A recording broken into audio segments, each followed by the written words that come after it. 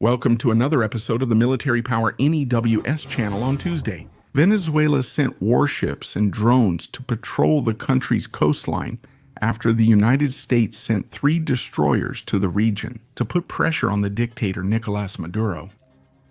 In a video on social media, Defense Minister Vladimir Padrino announced a significant mobilization of drones, as well as naval patrols along the Caribbean coast, including larger vessels further north in our territorial waters, said the minister. The measure took place amid escalating tensions with Washington, which sent 3 guided missile destroyers and 4,000 Marines to Venezuela last week to contain drug trafficking. The guided missile cruiser, SS Lake Erie, and a fast nuclear-powered attack submarine, the SS Newport News, are expected to arrive in the region next week. Nicolás Maduro, alarmed by the threat of a large-scale United States naval operation against Venezuela, is frantically mobilizing forces to protect the country. Escalated tension shows fears of direct intervention and regional instability. With the ongoing military developments, it has now become clearer what is happening. The dictator Maduro is moving part of his naval forces to an important oil export hub near Colombia. In response to the United States' decision to send warships to the southern Caribbean, this is an extremely strategic area for Venezuela. The Venezuelan ships, which will be larger than the patrol vessels, are heading to the north of Lake Maracaibo and the Gulf of Venezuela. This measure was declared by Defense Minister Padrino as an area of possible amphibious landing of enemy troops, but also one that puts Venezuela's energy security at risk. The ships will be positioned at Venezuela's oil berth in a crucial port, both for Chevron Corporation's shipments to the United States and for the Venezuelan state company's exports to China. The move comes after Venezuelan dictator Nicolás Maduro ordered the deployment of 15,000 soldiers as well as surveillance drones to the border with Colombia to contain what they claim are United States military activities in the region, as well as drug trafficking. The United States announced last week that it would send warships to Venezuelan waters to deal with what Washington considers a threat from the cartels. The United States extracts oil from Venezuela, mainly through Chevron operations authorized by the American government under Treasury Department licenses that allow limited activities, despite the sanctions against Maduro's regime.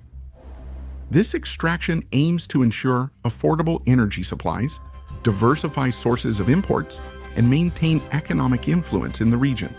With Chevron exporting about 200,000 barrels daily to the United States, helping to stabilize global energy prices.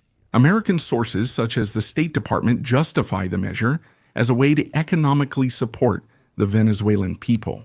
Meanwhile, the Department of Energy is more realistic and highlights the importance of Venezuelan reserves for the energy security of the United States. The oil company Petroboscan, a joint venture of the American Chevron in Lake Maracaibo, pumps about 100,000 barrels per day of heavy asphaltic crude oil that the company exports from the Gulf of Venezuela. In May of this year, about half of the company's total production was sent from the region to fuel manufacturers on the Gulf Coast, including Valero Energy Corporation, Phillips 66 Petroleum Bulk Fuels Energy, and Chevron's Pascagoula refinery in Mississippi in April. 2 of the 7 ships bound for the United States departed directly from Lake Maracaibo. The positioning of United States ships in the southern Caribbean is officially motivated by the fight against narco-terrorism, focusing on cartels and drugs, like the Los Soles cartel linked to Maduro's regime, the Tren de Aragua from Venezuela, and Sinaloa from Mexico, all designated as terrorist organizations. The deployment can serve as indirect pressure against Maduro, who is labeled as a narco-terrorist, and with a $50 million reward on his head for his capture, the ears of the United States are everywhere. It's no different in Venezuela, a nation vulnerable and passive to espionage and deserters.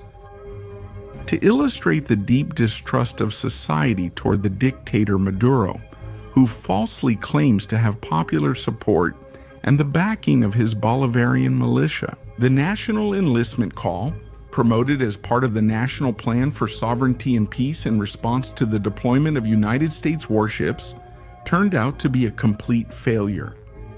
The absence of the millions of volunteers promised by the government laid bare the regime's weariness in the eyes of the population, despite the regime's official propaganda, which spreads inflated numbers of citizens supposedly interested in enlisting in Maduro's militia. Images and reports from independent sources showed minimal civilian support for the Chavista movement, exposing the discrepancy between the leadership's rhetoric in Caracas and reality. Faced with low popular support, Venezuelan state television broadcast carefully selected images and crowded enlistment centers. Opponents, however, claimed that these locations were mostly filled with public administration employees who were pressured to attend. According to reports, many had to send photos to prove their presence and, in some cases, received explicit orders from their bosses to enroll in the militia. Cable news network in Spanish stated that it had recorded episodes that confirmed these allegations. Your support is essential for the continuation of my work in bringing high-quality information.